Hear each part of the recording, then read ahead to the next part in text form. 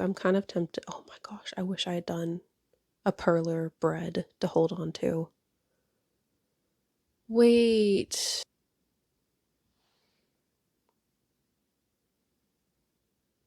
Dadgummit. Dadgummit. Anyways, if you grew up in the early 2000s, chances are you've heard of a little game called Runescape. Runescape is an MMORPG that took the internet by storm, teaching adults and kids alike how to bake bread, teach you the 2 ingredients that make up bronze, and to never trust anyone who promises they can trim your rune armor. For real, trust me, bro. It also taught me that you should never ever leave your character sitting whenever you're AFK. RuneScape had a now removed feature where an NPC would randomly pop up beside your character and reward you for interacting or attack you if you didn't respond. One of these NPCs is a character called the Sandwich Lady who, as you may have guessed, is the cosplay I've decided to make today. This cosplay was made in 5 days and it's something I'm looking forward to wearing on lazy cosplay days. It's really simple and made up of only a few quick to sew pieces. Now, a disclaimer, I altered the design a little bit because I live in Georgia where May averages about 80 degrees Fahrenheit and I don't feel like turning into a puddle. So the dress is shorter, I skipped on the bracers, and the tray is smaller and easier to carry around. Reference art is not always a rule, it can be a suggestion. And now it is time for the best and highest quality part of this entire video. Doodles doodles. Breaking down this cosplay is super quick. We have a dress, an apron, a tray to offer wares, and a hat/bandana/headband. Let's check out the fabric.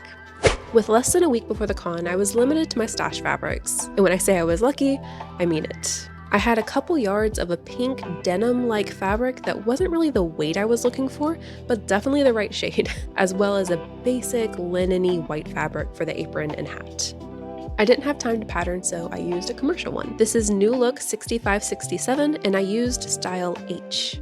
I like to look at the general pattern pieces before cutting them out to make sure that the seams are where I want and the cut is what I want. Then I mark the pieces I need so I can make sure I don't forget to cut out the collar after carefully refolding and repacking the remaining pattern pieces. Not like I've done that before. My technique to make the pattern cutting experience less painful is to roughly cut out the pattern pieces right out of the gate so I can get the huge sheets of patterns out of the way. I iron them flat so I'm not trying to cut wrinkly paper, and then I go back and cut out the pattern pieces to the right size. I then repeat the same technique for the fabric. Lay out all the pattern pieces, roughly cut them out, then turn the blobs into an actual pattern.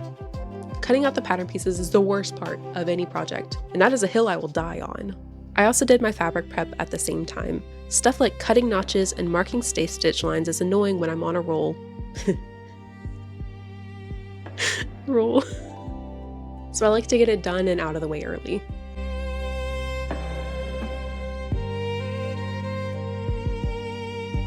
Most patterns will give you a diagram for how you should lay out your fabric most efficiently when factoring in grain lines and fabric width and whatnot, but I don't think I've ever actually followed it. 9 times out of 10, I'm Frankensteining a pattern, so it doesn't really apply to me either way. Checking the diagram does help me remember to cut out interfacing though, which is something I always forget about. With all of the tedious stuff finally out of the way, on we go to the fun. I started by stay stitching around the top of the dress to keep the neck from stretching down the line, then sewed the panels of the dress together, following the instructions. I don't always My bad.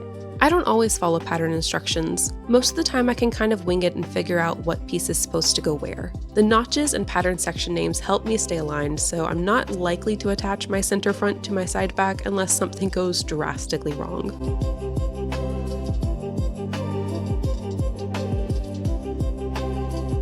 Princess seams like what I'm sewing here can be a huge pain, especially with thick fabric, so I had a time trying to sew this bad boy correctly.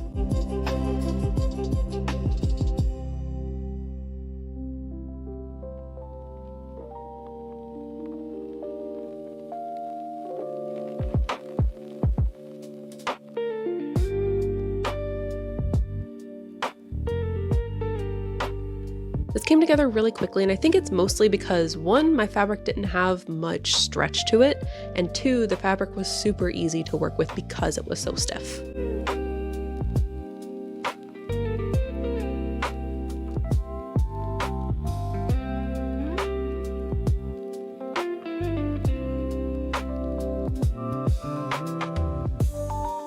I prefer using invisible zippers whenever I can because I find the finished look to be much cleaner, but I only had a regular zipper in the stash, so I used that. Since this was a simpler design, I really wanted to focus on clean finishes. For me, this meant that almost all of my seams were either serged or the raw edges were folded under and stitched. I also hand sewed the facing near the zipper into place for a clean, crisp look.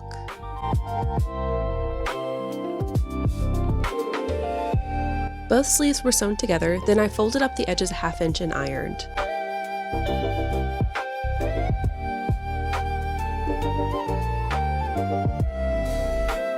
I folded and ironed another ½ inch and attempted a top stitch, but my sewing machine pitched a little fit and gifted me a very lovely little thread snarl instead.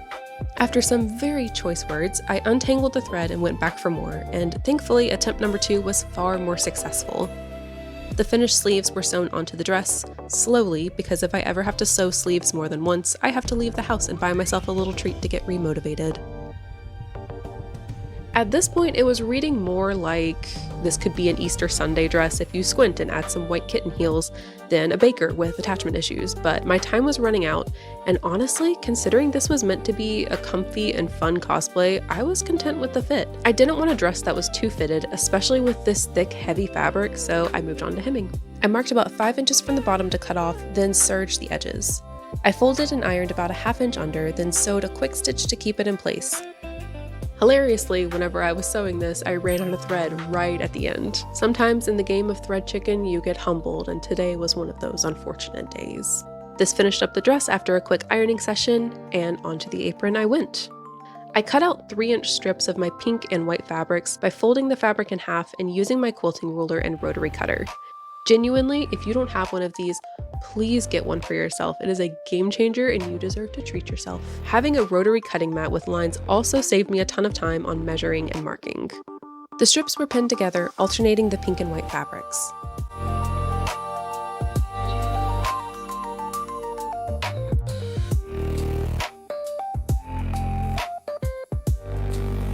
Once pinned, they were sewn together into a block of fabric that was more or less big enough to cut the apron out of.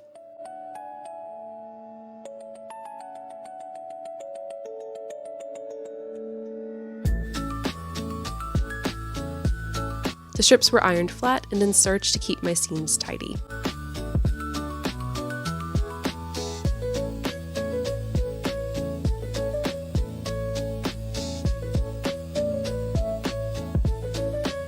I didn't make a pattern for the final shape. I kinda just eyeballed a sweetheart neckline with a little dip at the waist and a cute rounded edge along the bottom.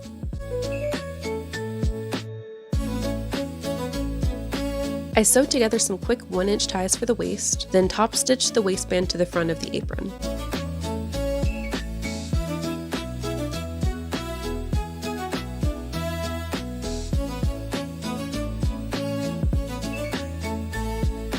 I sewed a quick lining to the apron, leaving a small gap on the sides open for me to flip it right side out, and a space for the apron ties to be hand sewed onto. I know this doesn't match the reference art, but like I said earlier, the reference art just wasn't doing it for me, so I improvised. I almost always stick closely to my references when I'm making a cosplay, but since this was already veering off track, I figured I might as well make this outfit as fun as I want it to be. Now it's time for the hat/bandana/headband. This is one of the things I didn't get done in the original iteration of this project, but tacked on later for completionist purposes. Also because a Runescape Facebook page stole my picture and half the comments were talking about how I was missing the hat, so maybe I got a little self-conscious. Making this felt a little like origami because all I really did was interface a piece of my white fabric, fold it into a standing hat shape, and stitch it into place. I added some hair clips so I wouldn't have to fight with bobby pins every time I wanted to wear this, and the hat is done. The last bit is the most important part of this cosplay. The bread and the butter, if you will. The basket. I had a white basket that I thought was a good size for little pastries, and surprisingly, it fit the croissant tray that I bought at Sam's Club perfectly. After wearing it a couple times, I decided to make some changes. 1, no more real croissants. I felt a little uncomfortable giving out real food to strangers at conventions, so I bought some squishy fake bread to use instead. The variety was more fun, plus I got to show off this absolutely adorable bread fabric that I've been holding onto for a while. This was another late addition that I love. I sewed up a quick pillow that loosely fit in the bottom of the tray and added a nicer strap that wasn't just a plain strip of bias tape.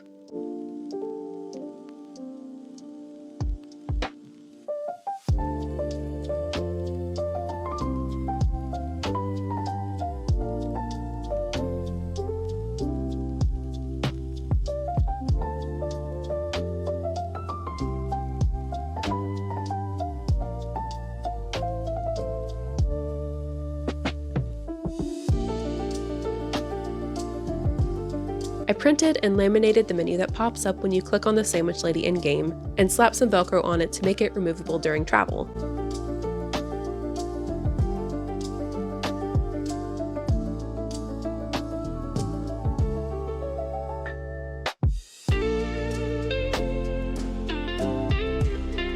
I also 3D printed and painted some croissant earrings as an homage to the earlier iterations of this cosplay.